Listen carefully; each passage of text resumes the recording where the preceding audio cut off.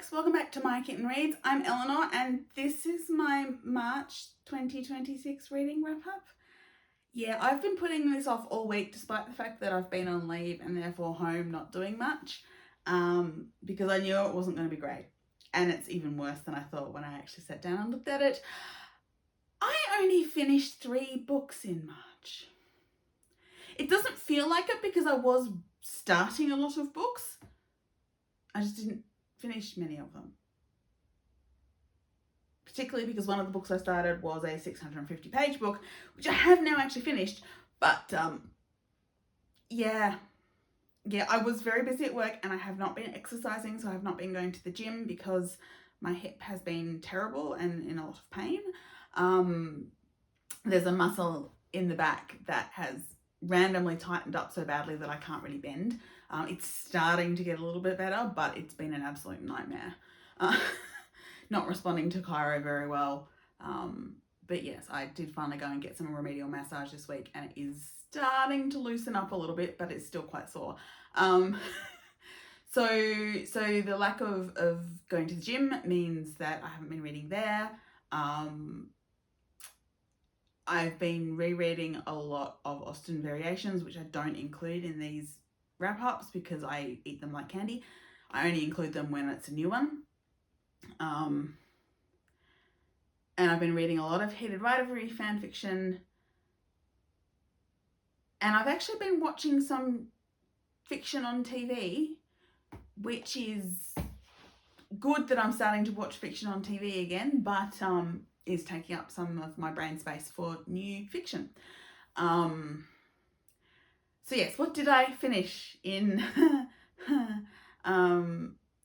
March? Well, I read Drop the Gloves by A.L. Hurd, which is in the same series as the previous hockey romance that I had read the month before. That one was, I can't remember what that one was called. But it's in the same universe. So this one, we have Evan, who plays for Pittsburgh.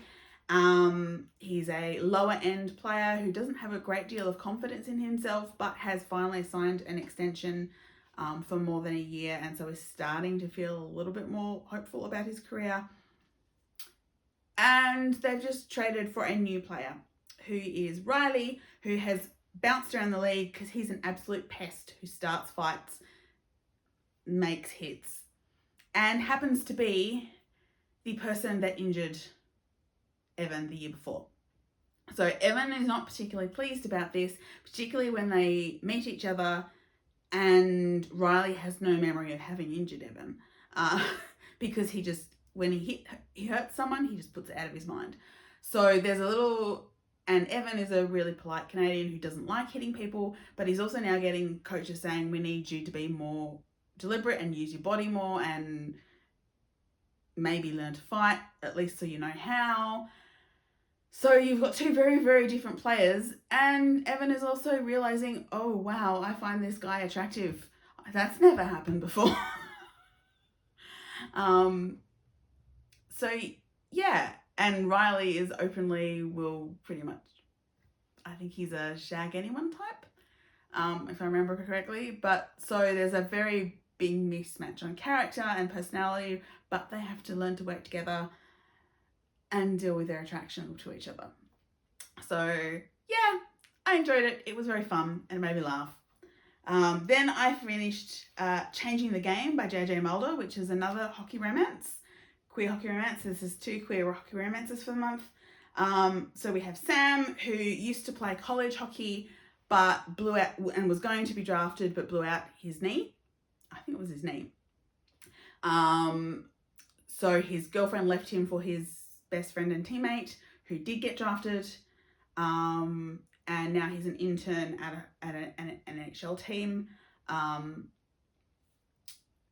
So he still wants to work in the sort of sports management sort of area. And he meets the star player of the team, who is Troy, who has been a star for years, is queer, is an orphan, was sort of sponsored by a very wealthy person who's not an adoptive father, but saw his talent and gave him the opportunities he needed to have a career. and he gets a crush essentially on the new intern. And again, it's a case of Sam didn't know he was attracted to men because he was attracted to his girlfriend. Although now he's really upset because his girlfriend keeps calling him as if they're still friends, and he's like, no. So yeah, and it's very sweet, and I love it very, very much. It was a very fun read. I very much enjoyed it, and I have started the second book in that series.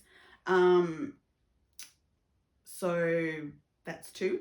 And then the third one I read was a new Shanna Granderson Pride and Prejudice variation, a new part of the Take Charge series, which was Hurst Takes Charge. And so in this one, we have a very different Mr. Hurst who has grown up. His father was actually an agent for the British government, working on behalf of the Crown in intelligence, and was basically made an earl, I think an earl or some sort of nobility quietly, and given an estate as rewards for finding out about and preventing a plot against the king. And so Mr. Hurst has been brought up both to follow in his father's footsteps, but also to be an actual landowner when it's possible to make it at public that they are actually nobility. So he is educated as a gentleman, but also assumes this persona of a drunken, sleepy guy, because that way he can overhear conversations and pick up information. And so he is navigating his acquaintanceship with the Bingleys, and because he does marry Louisa out of pure affection, and she is less tolerant of Caroline, and also his acquaintanceship with Darcy and with the Fitzwilliams, in particular Colonel Fitzwilliam, who knows more than he lets on. And in fact ends up being groomed to take over from Mr. Hurst's father's job. So yes, fascinating. And that of course means that their interactions with the Bennets are quite different, because Hurst sees more than people think he does. But yes, that was the third thing that I read. So I read 2 queer stories, which is good for my queer story character stats. But I only read 3 books, which means when I got to the end of March, to be on track to meet my usual 120 goal, I should have been at about 30 books by the end of March. I was at about 19, because February wasn't the best reading month either. Yeah, I'm an entire month or more behind where I should be. So I'm not happy about that. I'm hoping to be much better this April. Will already be much better because it already is, because I have already read almost twice as many books as I did in March. Yes, because I have been on leave for this last week, and so I have actually been reading. I finished off the 650-page book and another one that I was rereading, and then I've just been grabbing whatever looks interesting off my TBR shelf and just reading that. So I've read some interesting things so far this month. So this month is definitely going to be... I also have Dewey's Readathon, not this weekend, but I think maybe next weekend or the week... Maybe next weekend. I'll have to... I think maybe next weekend, because I think it's like the 18th. So we're about a week away from Dewey's, which will also be 24 hours of reading a lot of stuff. So I might not entirely catch up, because by the end of April I should be at 40 books. Probably won't catch up to that, unless of course something happens like the Hugo shortlist gets announced. I'm not sure when that's being announced. I'll need to check actually, because it's usually somewhere around Easter, but Easter was early, so I will check, because I'm not actually a member this year, so I'll need to join.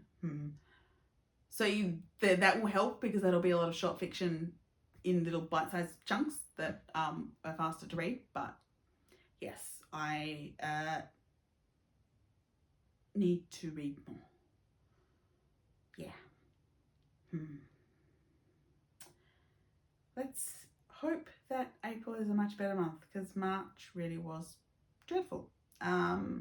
Okay, I will see you all again really soon. Bye.